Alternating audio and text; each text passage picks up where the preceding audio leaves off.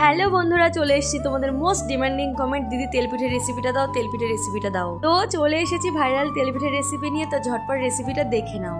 তো এখানে আমি প্রথমে ভেজানো চাল পেস্ট করে নিয়েছি। তোমরা চাইলে চালের গুঁড়ো ব্যবহার করতে পারো, কোনো সমস্যা নেই। তারপরে এখানে আলাদা একটা পাত্রে আমি গরম জল করতে দিয়েছি।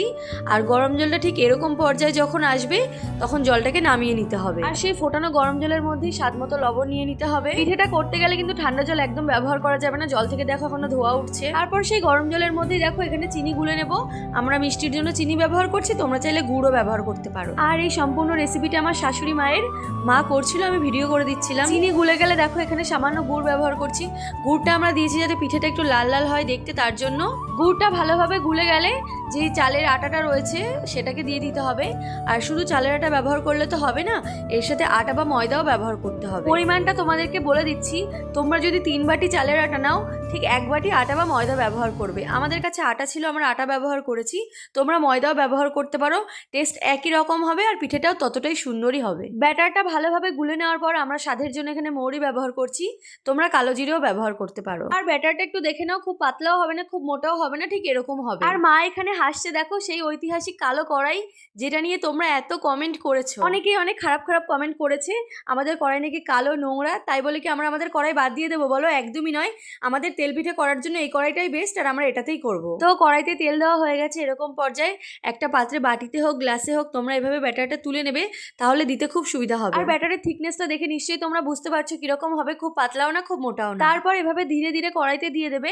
আর গ্যাসের আঁচটা খুব হাইও হবে না খুব লোও হবে না, মিডিয়াম থাকবে। মিডিয়াম আঁচেই 10 থেকে 15 সেকেন্ড মতো অপেক্ষা করতে হবে। ধীরে ধীরে দেখবে পিঠেটা ফুলে উঠবে। তো যেই কথা বলছিলাম আমাদের কালো কড়াই নিয়ে, তোমরা না জেনে অনেকেই অনেক কমেন্ট করেছো।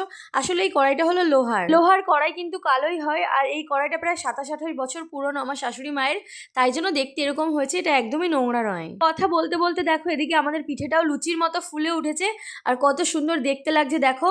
কালারটা ঠিক এরকম একটু গাঢ় বাদামি হয়ে যাবে, যেই তখন নামিয়ে নিতে হবে। আর এরকম সুস্বাদু তেলের পিঠে করার জন্য আমার রেসিপিটা দেখে স্টেপ বাই স্টেপ বাড়িতে একবার করে দেখবে, অবশ্যই তোমাদেরও খুব সুন্দর হবে। আর তোমরা আমার থেকে কি ধরনের ভিডিও দেখতে পছন্দ করো অবশ্যই কমেন্ট করে জানিও, আমি সেই ধরনের ভিডিও করার চেষ্টা করব।